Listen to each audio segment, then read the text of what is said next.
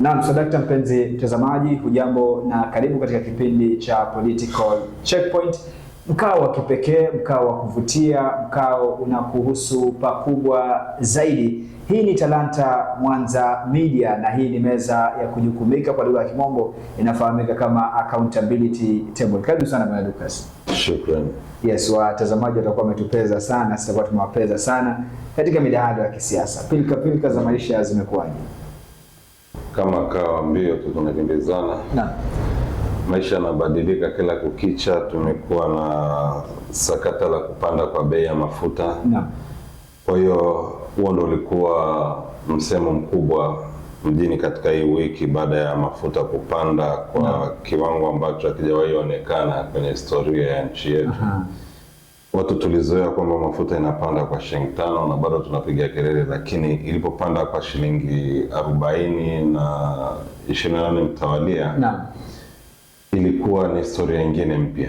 Unahisi taifa limemiss sana ama limempeza sana Mwenyezi Mungu amlaze mahali pema Bwana Raila Amolo Odinga, kwa sababu sasa hivi tungekuwa watu wameandamana? Juzi hakukuwa na maandamano, hakukuwa na nini, ilhali mafuta yaliongezwa kwa takriban shilingi 37-40 hapo. Mafuta yalipanda sana, na nafikiria kwamba saizi ndio watu wanajua kwamba umuhimu wa aliyekuwa kiongozi wa upinzani hayati Raila Amolo Odinga. Naam. Kwa sababu was very vocal na alikuwa anasikika. Kwa akisema kitu ilikuwa serikali nayo inajua kabisa kwamba kutakuwa na shida baadaye kama tutalitatua hili tatizo. Lakini ni kama sasa hivi tuko peke yetu, inabidi kwamba tuweze cope with what is happening. Kwa sababu hatujaona. Ila kuna maandamano ambayo yameitwa tarehe 21 next Tuesday. Acha tuangalie kama itakuwa mishiko gani. Kwa baada ya hapo ndo tutajua kwamba ametokea mtetezi mwingine ama bado tutazidi kumiss Raila Amolo Odinga. Tulikuwa na miadi na mtazamaji tukamwambia kuwa siku leo tutakuwa tukizungumzia masuala ya afya, lakini tutabidi tumuongezee na masuala ya kibiashara kidogo, ili tuweze kuangalia siasa inayopigwa katika taifa la Kenya je, inaathiri vipi tunapozungumzia masuala ya kibiashara, kwa sababu tunapozungumzia mafuta basi tunazungumzia uti wa mgongo wa swala zima la uchumi wa kitaifa na ulimwengu. Unajua, unapogusa mafuta tu kupanda, basi kila kitu kinapanda. Kweli? Kuanzia vyakula, gharama ya kufanya biashara, umeme, kila kitu kinapanda kwa sababu mafuta ndo kila kitu. Kwa hiyo unapata kwamba transport watu wanaanza kuumia. Na haumi kidogo. Unajua mafuta itapanda na shilingi labda 28, lakini transport itapanda bana asilimia karibu 100 Kwa hiyo wao pia walikuwa na mjadala, wakasema kwamba wakapata nafasi ya kujieleza pia na wao kwamba kwenye hiyo transport industry kwamba wao kwanza spares zimepanda, so wakapata sababu kusema pia spares zimepanda. Wakasema barabara ni mbaya, poto zinaharibu magari. Kwa hiyo hawatashukisha. Lakini pia chapter motion ni kwamba mimi nafikiria kwamba government ilikuwa inajua inafanya nini. Ilikuwa inajua inafanya nini, kwa sababu huwezi tu kwamba kwa muda kipindi tu ambacho ulikuwa unajua kwamba vita vya Ukraine havikuanza juzi. Kwa hiyo walikuwa wanajua kwamba kutakuwa na tatizo fulani. Alafu ghafla mafuta imeshoot. Na kabla mafuta kushoot, mafuta ilipotea. Baadhi ya petrol station hazina mafuta kabisa. Ilipotea ama ilipotezwa? Ilipotezwa tuseme. Kwa hiyo wale wakawa mafuta hawana. Lakini tangazo tulipotangazwa kwamba mafuta imepanda, petrol station zote zilikuwa na mafuta mengi tu. Na kukuwa na malori eti imeleta mafuta ikaeka. Lakini chapter motion kwamba wakati ambapo serikali ilipandisha April, imesema kwamba mafuta itapanda na 40, diesel petrol itapanda na 28 na some coins hapo juu. Na zote zikariteli kwa bei moja, diesel na petrol zika bei yao ni moja, zimepanda. Lakini baada ya kilele kidogo tu, baada ya kusikia kwamba kutakuwa na maandamano ama kitu kama hicho, basi rais pia naye katika mkutano wa kisiasa juu ya gari akatangaza tumeondoa VAT mpaka asilimia. Kwa usiku wote mafuta ikashuka. Lakini ukitaka kujiuliza kwamba media watarani kwamba mafuta ilishuka kwa sababu ilikuwa breaking news. Lakini mafuta ikushuka, mafuta imepanda. Bei ya kwanza ilikuwa 166, sasa 197. So mafuta inakuwa imeshuka vipi? Pengine kuna ndugu spangine nataka tuweze kukiangalia. Naona mwelekezi atakuwa anatuambia leo nataka kupotea na background yetu kwa sababu tunamevalia jezi ambayo imeingiliana na background yetu. Nataka niseme kitu. Swala la hata tuzidi tamaduni. Tamaduni ya mafuta kupanda ndio kwa sasa hivi imepanda kwa asilimia kubwa zaidi. Lakini swala hili la mafuta kupanda sio geni, na nakumbuka kuna time bwana huyu Muigai Kenyatta aliyekuwa rais alisema kuwa yeye haishi Australia Ukraine kule, yeye atoke kule Ukraine. Je, ni nini ambacho pengine kinasababisha swala hili? Tuseme ni swala la mafuta linatumika kama chombo cha kisiasa? Tulisikia pia kwamba government ilitetea kwa mfano G2G, government to government. That is the key word. It is G2G, government to government. Lakini ule upande mwingine wa Saudi Arabia, Dubai, kweli ni government inafanya biashara. Lakini ikija Kenya hii G yetu hii government, si government.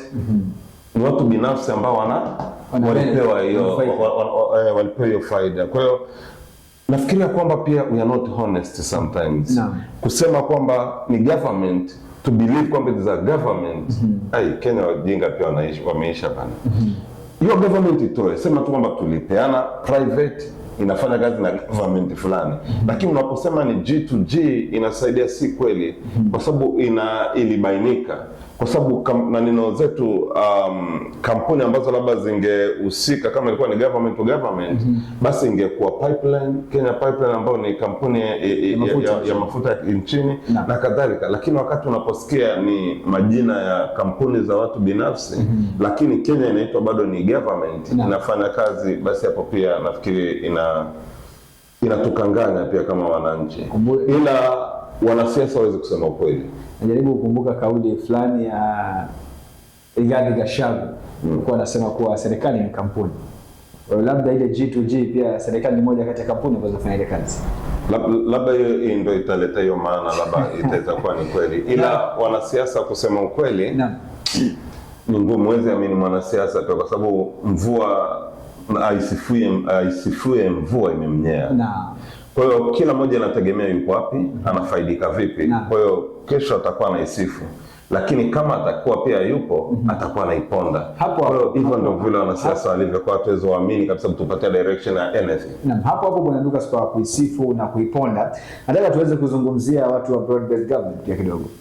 Tunaona kuwa broad based government imekuwa broad zaidi, kwa sababu pia naona watu baada ya kusema wanataka power, sasa hivi wanasema wao wanataka heshima.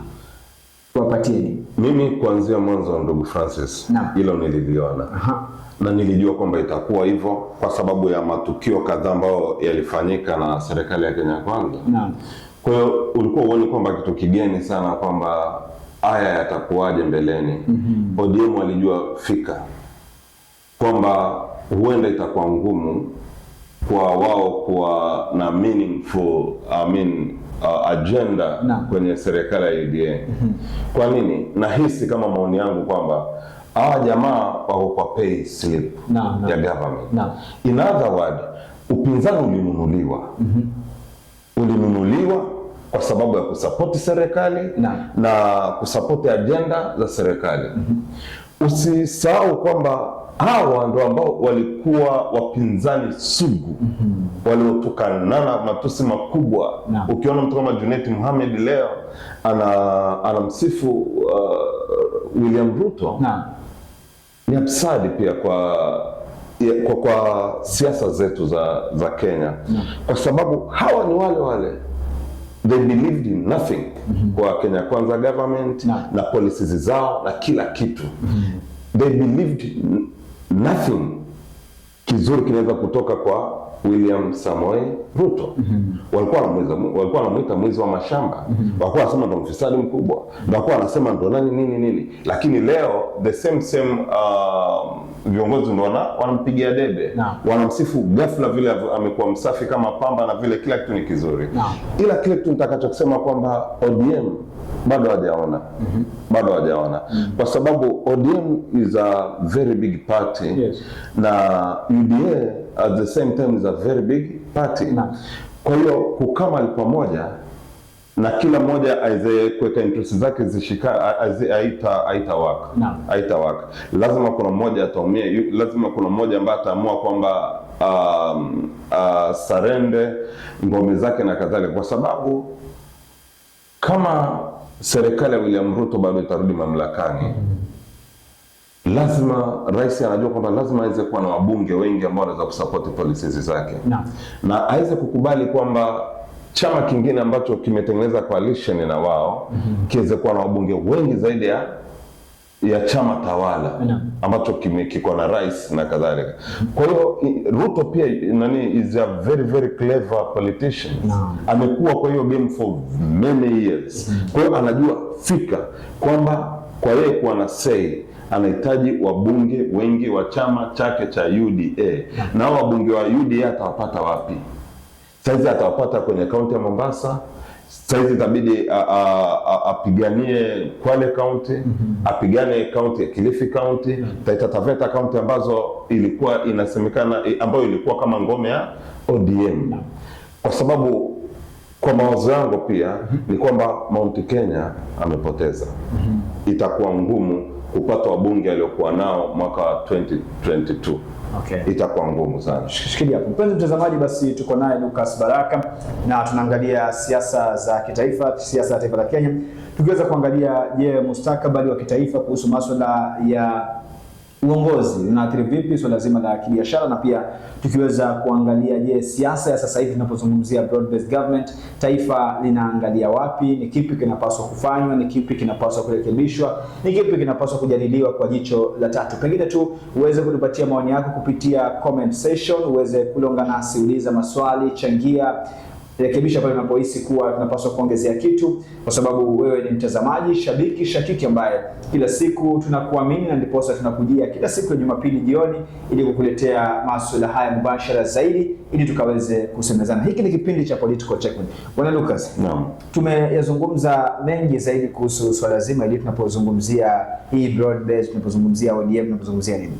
Nikiwa hapa, hii broad base inatiririka mpaka katika kaunti ya Kwale. Kunao watu ambao, na ikumbukwe tu tuliweza kuzungumzia kulemaa kwa kile chama cha ODM, upinzani tunapozungumzia kaunti ya Kwale, na tukasema labda kuna uwezekano ikawa kuwepo kwa broad based government ndio inaathiri swala zima la upinzani katika kaunti ya Kwale. Je, unahisi sasa hivi kitu sahihi ambacho wale ambao wanatoka ODM na kwa broad based government wanapaswa wafanye ni kipi? Wanataka na kuanza upya.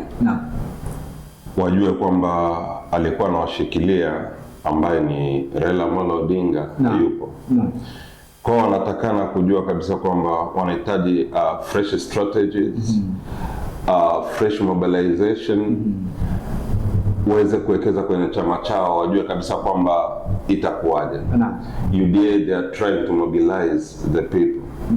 ODM pia inatakana to create that perception kwamba bado sisi ni chama kikubwa na bado hii ni ngome yetu. Lakini wakiwa bado wako kimya namna hiyo, wamenyamaza, mimi nafikiria kwamba Gladys Wanga ambaye ni chairperson wa ODM, Oburu Odinga ambaye ndio party leader saizi, wote wanatokea Nyanza. Na Nyanza pia wameanza kuwa na issue kwa sababu UDA kana kwamba pia ina sponsor watu ambao watakao simama na watakao tafuta viti kwa chama cha UDA. Kwa hiyo Wanga hana nguvu, hana muscles za kuweza kufanya kila mahali kama vile Raila Odinga alikuwa. Alikuwa party leader ambaye alikuwa anasikika. Ndio maana kwa enigma. Lakini kwa Gladys Wanga ama Oburu Odinga youth leader kufanya mobilization sidhani kama ataweza. Mimi langu kwa watu wa ODM, wana ODM wanachungwa ni kwamba wanahitaji waitane. Gladys Wanga akiitana ataitana Nyanza kwa sababu anataka kutetea kiti chake na ngome zao watu wa Nyanza. Lakini Coast Region I think they need also their kingpin. They need the spokesperson ambaye atasimama aseme ODM ni njia gani tutakayoenda. Kwa sababu siku zinaenda, ndio tunasema kwamba siku moja kwa siasa ni kubwa sana, inaweza kuchange kila kitu. Lakini pia huwezi ukingojea siku moja ambayo unaweza kuchange kila kitu. Watu UDA imesha create that perception kwamba sasa hivi ni wheelbarrow, ni UDA tunaenda. Kwa hiyo ODM wanahitaji wakae chini, watengeneze strategy ambayo tutaenda vipi, tutamobilize watu vipi, tutawamsha watu vipi ambao walikuwa wanachama sugu wa ODM. Lakini pia changamoto itakuwa hapa. Wa ODM ipi? ODM ya Sifuna ama ODM wa Gladys Wanga, Junet Mohamed na Oburu Odinga? Kwa hiyo wale watakao kuja labda wakasema kwamba ni ODM sisi, au watasema ni ODM wale ambao wanatetea tumbo zao. Lakini Sifuna anasema sisi tunatetea wananchi wetu. Kwa hiyo ODM iko na shida, na ikienda vile inavyoenda, kama kutakuwa na mabadiliko yote kwanza ya muungano wao ya kukubaliana kama chama, the way forward ya kuweza kutafuta njia ya kuleta maridhiano katika function ya Orengo na Sifuna na kina Gladys Wanga, then naona kabisa kwamba ODM itakuwa kitu kingine, and I think hivyo ndio UDA wanafurahia. Kwa sababu UDA wanajua kabisa hao watu wakiungana vile walivyokuwa itakuwa kitu kingine. Kwa hiyo I think UDA they are very happy about what is happening in the ODM, the wrangles ambazo zinashuhudiwa kwa ODM. Kwa nini? Ukiangalia Babu Owino is a very vocal leader. Ukiangalia Sifuna is a very vocal leader. Uwezi kumtoa mtu kama Orengo hapo, wakina Ososi. So wakina wako viongozi wengi ambao wako na nguvu katika ODM. Kwa hiyo wakati ambapo hawatajaribu kwanza kuweka hiyo nyumba pamoja, hata kama Wanga akija kwa mfano Kwale ama Mombasa, ataongea na ODM ipi? Ataongea na wanachama wapi wa ODM? Kwa sababu wanachama pia wamegawanyika. Wako wanachama wa Sifuna, wako wanachama wa Gladys Wanga. Kwa hiyo ODM iko hivyo, but UDA wanafurahia huo mgawanyiko. Naomba tushikilie hapo alafu tutaweza kurejea ili tuweze kuendelea na mdahalo huu. Mpenzi mtazamaji, basi hii ni Political Checkpoint na niko naye Lucas Baraka ambaye ni mchambuzi wa kisiasa, anavalia kofia nyingi zaidi za shughuli mbalimbali za kijamii na kitaifa. Kwa hiyo tunajadili masuala yanayokuhusu zinazohitajika kufanya zidi kuwa mtazamaji bora wa kipindi cha Political Checkpoint. Tunakuenzi ndiposa tunakujuza. Mimi ni Andala Francis Dennis, tunazama kisha turejee. Tukutane Kombani Force tuwe kadi. Mbali na kuwa kadi, kutakuwa na michezo mbalimbali kama vile soka, riadha, voliboli na mingineyo. Wakosaje? Kwa mfano, mark the dates, tarehe ni 21 hadi 25 Aprili. Mimi nitakuwepo. Je, wewe? Welcome to SDG's Mini Olympics 2026.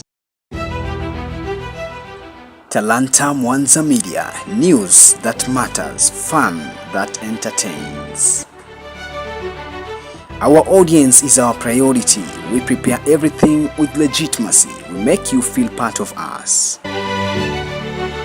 We bring to you political shows, sports updates and business news. Stay tuned for trusted updates. Naam, so mpenzi mtazamaji, karibu tena katika awamu ya pili. Natumai uboheri wa afya. Ndiposa sasa hivi tunajadili kuhusu afya na tunaangalia katika kaunti ya Kwale na hata kitaifa, ile Wizara ya Afya imefanya yepi, tuna kipi cha kujivunia na wapi tunapaswa tuweze kurekebisha. Bwana Lucas. Naam.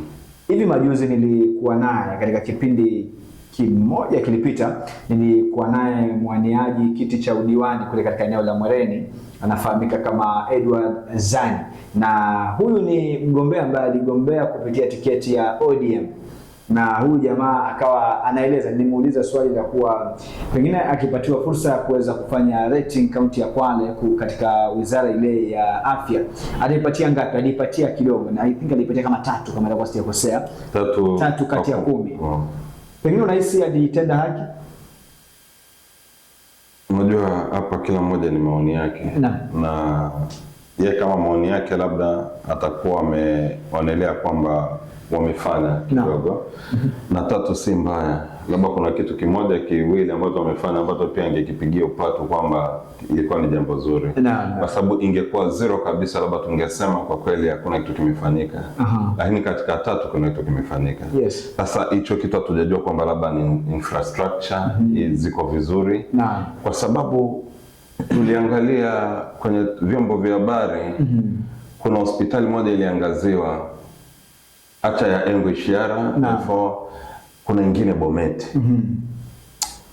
Hizo vitanda ungefikiria kwamba ni magunia ama ni nini, unajua ceiling zinaanguka.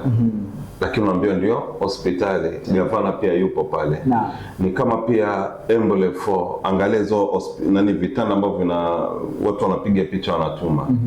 Kweli kabisa sio mahali ambapo watu wangetakana kuenda ama kuwa nazo katika Kenya ya leo ambao tuko.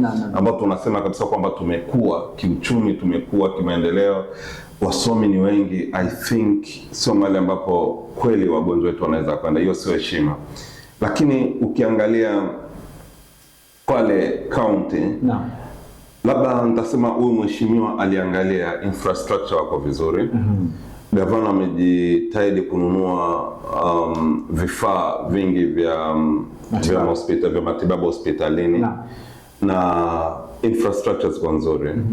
Personally nilikuwa na mgonjwa Msambweni, nilienda Msambweni kwa mara ya kwanza kwa sijawahi ingia hospitali, iko vizuri. Shida ni ambao nitasema kwamba changamoto ambayo iko ni shida ama changamoto. Kuna hata mmoja akaniambia hapa, akanambia haya, usisahau kusema vile dispensary zetu hazina dawa. Kwa hiyo kutokuwa na dawa nafikiria ndo changamoto kubwa kwa dispensaries zetu na hospitali zetu. Kivi kama mimi nalipa SHA kwa mfano, nakatwa kila mwezi. Kwa natarajia kwamba ninapoenda hospitali natakana kuhudumiwa comprehensively. Sitakani kwenda nimuone daktari anaambia shida ni hizi na hizi, lakini hizi dawa kanunue hizi kanunue.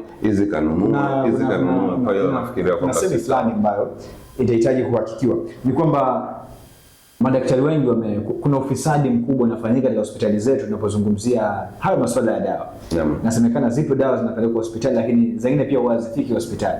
Baadhi ya madaktari wamefungua chemistry nyingi hizi siku hizi ni za hawa daktari. Kwa sababu ndio maana daktari anaweza kukwambia hii dawa fulani kainunue mahali fulani. Yaani ana specify sehemu ambayo kwamba wewe unafaa uende ukanunue dawa.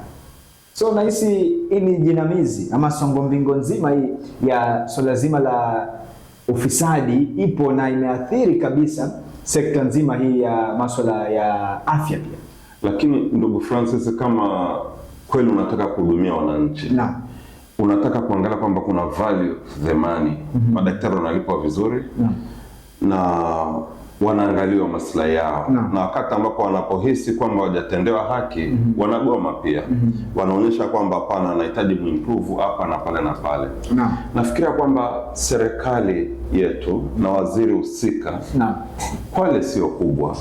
Nafikiria kwamba anaweza zunguka kila siku akitaka kwenda hospitalini akaangalia kwamba kuna kazi inafanyika. Kuna value of money ya madaktari ambao tumeandika kazi ambao hapa wanaishi vizuri. Kwa hiyo sidhani kwamba ama daktari kama wapo ambao wanaendeleza ufisadi watakuwa wanaendeleza kwa njia ipi kwa viongozi ambao wameandika kazi wakiwaajiri wakiwa wapi. Nafikiria kwamba wao ndo wanaochafulia basi jina serikali. Lakini wakiwa serikali kwamba iko ange ku make sure kwamba kila kitu kinafanyika vile inavyotakikana, basi sioni kwamba kuna haja ya waziri wa afya kaunti kukaa ofisini.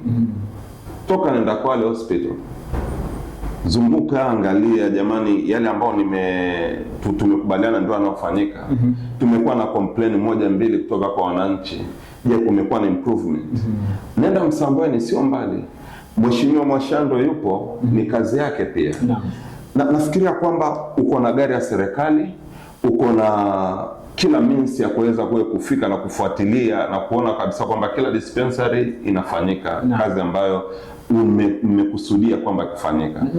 Nahisi pia Bwana Lucas, ipo haja ya kumtafuta Bwana Mwashando katika siku za usoni ili pia tuweze kukaa naye atuelezee ni kipi ambacho serikali inafanya yepi kuhakikisha kuwa inaimarisha swala zima la sekta ya afya, masuala ya afya kwa mkazi wa kaunti ya Kwale, mpiga kura ambaye alirauka asubuhi na mapema akaenda akapanga line, piga mstari pale kwa ajili ya kuchagua uongozi ambao upo sasa. Ni kweli nafikiri kuna haja kubwa, kwa sababu kupitia kwake yeye ndo anaofahamu zaidi Mheshimiwa Mwashando wa hii wizara. Na yeye pia ndo ambaye anaweza kueleza changamoto kinaga ubaga, kwa sababu yuko ndani anaziona kila siku na mapungufu ambayo yapo. Lakini bado nitasema kwamba nini ambacho kinachofanyika, sidhani kama painkillers ni dawa expensive sana ambazo zinaweza kukosa kwa dispensary zetu. Na katika dawa zote ambazo tuko nazo sidhani kama ziko that expensive kulingana na level hospitali ambayo iko. Kwa sababu kama mtu anapoenda kwa dispensary, nafikiria kwamba itakuwa sio homa ambayo ni serious sana. Labda kichwa, labda malaria. Malaria dawa hata ukienda dukani shilingi 60. Kwa nini ikose kwa dispensary? Unajua. So unapata kwamba hakuna sababu, na kama ni utepetevu ambao unaoletwa na wale wahusika katika hizo dispensary, nafikiria kwamba Mheshimiwa sasa Mwashando na nani yake wizara yake ya afya wanaweza kulivalia njuga na kuhakikisha kwamba kila kitu kinafanyika vile inavyostahili. Kwa sababu gavana kwa mfano Fatuma Chani atajua kabisa kwamba yeye kwa na monopoly ya kila kitu. Ndio maana ana waziri, ndio maana na sisi ana chief officers, ana nani wa kumfanyia kazi. Nao wanatakana kuripoti kwamba hii ndio kile kinachofanyika. Gavana kwa upande wake dispensary zimejengwa, zipo. Hospitali amejaribu kuimprove vifaa ambavyo vinavyohitajika vya matibabu, kwamba mtu asitoke akakimbilia Mombasa ama wapi, mtu anaweza enda Msambweni, mtu anaweza enda Kwale. Kwa hiyo kama gavana ameshafanya yake pati yake, kwa nini hao watu ambao pia amewapatia kazi wasiweze kufanya haki? Nafikiri na kufanya haki ni kwamba si kukaa ofisini na kuformulate policies, bali ni kuwa kwenye ground. Kaa pale, ongea na mwananchi, vipi unaona kunaenda vipi? Umeridhia treatment ambayo unaopata hapa? Ndio. Changamoto iko wapi? Iko hapa, iko pale. Na ikifanyika hivyo, nafikiri kwamba watakuwa wamefanyia haki pia serikali ambao labda wakati mwingine inabeba mzigo mzito wa lawama ambao labda hujui pia utajibu vipi. Kwa sababu masuala ya afya atakana jibu, lakini atakana kuna mtu atakana jibu. Si gavana. Wizara ya afya ni tunapozungumzia kaunti ya Kwale, ni wizara ambayo iko na waziri, na tunapozungumzia Mwashando ni katibu katika ile wizara. Sijui wamepatiwa machief officer, wamepatiwa majina hayo katika kiwango cha kaunti. Na nahisi pia ipo haja, kwa sababu kuna hospitali kama Msambweni, kuna hospitali kama Tiwiruro, kuna hospitali kama hizo, na kuna hospitali pia ya Kwale. Kwa hiyo ipo haja ya kuhakikisha pia masuala kama haya yanashughulikiwa. Na tunapozungumzia pengine kushughulikiwa kwa masuala kama haya, serikali nahisi pia ina jukumu la kuweza kushirikiana na wizara zingine, kwa sababu kuna hospitali pia ukiangalia barabara zake ni ngumu kuwa accessible. Kwa hiyo ipo haja pia na masuala kama haya kurekebishwa pakubwa.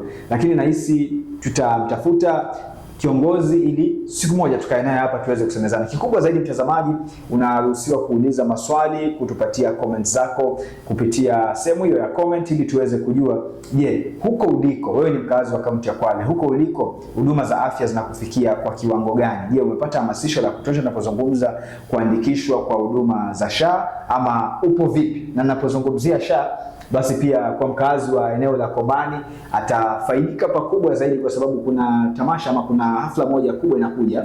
Itakuwa takriban siku 5, inaitwa Kwale SDGs Mini Olympics.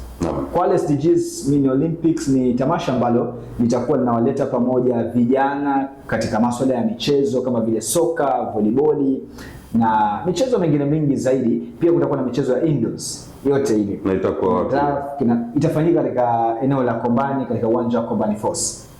Mbali na hiyo, hii shughuli inaanza asubuhi hadi jioni, kumaanisha itakuwa inakwenda kwa siku hizo 5.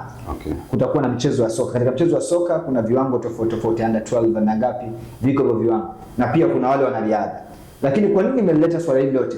Nimeleta hili swala kwa sababu huduma za SHA zitakuwa zinapeanwa hapa. Kwa hiyo itakuwa sehemu nzuri kwa yule wananchi kwenda kupata ufahamu pale. Utakuwa pia na huduma kama za kuandikishwa kwa masuala ya vitambulisho, utakuwa na wale ambao wanataka birth certificate na vyeti vya kuzaliwa, itakuwa viko pale. Kwa hiyo ni it's a good platform I think kwa mwananchi. Kwa hiyo Bwana Lucas, ipo haja ya kuweza kuhakikisha kuwa hii sekta ya afya tunaitazamia. Leo tumeigusia, lakini tunapaswa tuichungulie kabisa, tuiangalie, alafu tuje tuone inakuaje. Na si kuangalia tu. Labda wakati mwingine tutazamia hospitalini, tutauliza wagonjwa, tutauliza wakazi wa maeneo hayo. Je, wanatendewa haki? Kwa sababu wakati ambapo unapokata pesa yangu kama insurance yangu, bima yangu ya afya, kweli napoenda pale natakana nitibiwe kwa heshima kubwa, nisikose chochote kile, kwa sababu nimelipia already. Unaona kwa hiyo nahitaji kwamba nikienda nipate service ambayo inafaa. Ila nitasisitiza kwa wasikilizaji na watazamaji wetu kwamba ongeeni, yasemeni yapi ambayo labda hayajatendeka, ni yapi ambayo unahisi kwamba mjatendewa haki. Comment pale, sema hapana, ili swala alijasemwa vizuri, sema kwamba kuna visa kama hivi na hivi, kuna utepetevu mahali hapa na pale, alafu baadaye tunaliangazia. Na ndio hapo pia utapata kwamba inatupatia nguvu ya sisi kwenda kujulia ukweli kwamba yale ambayo wananchi wanayosema ni kweli ama sivyo. Kwa sababu jukumu letu ni kwamba ni kupongeza pale ambapo kumefanyika vizuri na kukosoa na kuhakikisha na kusema kwamba hapa kunahitaji improvement, hapa kunahitaji angalau tuongeze nguvu kidogo kuweza kupendeza zaidi, kwa sababu huyu mwananchi ndio kila kitu. Na naona muda umetupatia kisogo. Pengine tu mtazamaji, tunapofungasha virago na kuweza kuondoka kwa ajili ya siku ya leo, tutakuacha neno la mwisho Lucas. Kwa kifupi, tuzidi kukaza mkanda. Maisha si lele mama, tuzidi kupambana na tumweke Mungu mbele kwa kila jambo. Leo nataka nimwambie mtazamaji kitu katika haya maisha ambayo tunaishi siku ya leo. Tunapozungumzia masuala ya afya, tunapozungumzia masuala ya siasa, tunapozungumzia masuala ya mahusiano, ukipata fursa ya kujipenda, jipende vizuri. Ukipata fursa ya kujipenda, jipende vizuri.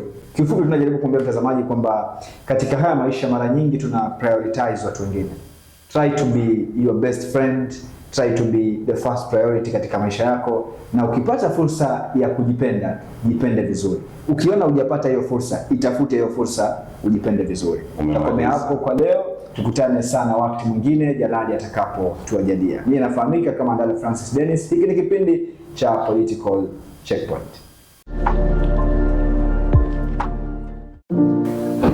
Je, una taarifa kuhusu Kwale SDGs Mini Olympics? Usiwe na shaka kuhusu hilo. Samba Sport Youth Trust pamoja na partners wengine wameandalia kuhusu jambo hilo. Usisumbuke, tuko hapa kukujuza. Ni tamasha lililoandaliwa na shirika la Samba Sports Youth Trust wakishirikiana na wadau mbalimbali. Tamasha hili limeratibiwa kufanyika katika kaunti ya Kwale, eneo bunge la Matuga, katika eneo hili la Kombani kwenye uwanja wa Kombani Fosi, kuanzia tarehe 21 hadi 25 mwezi huu wa Aprili mwaka 2026. Kutakuwa na michezo mbalimbali ikiwemo soka, volleyball na vile kutakuwa na michezo ya indoors kama vile ludo, chess, scrabble na draft. Tamasha hili limeandaliwa na shirika la Samba Sport Youth Trust kwa ushirikiano na washikadau mbalimbali ambao wamejitokeza kuhakikisha kuwa wanaimarisha vipaji vya vijana wa kaunti ya Kwale.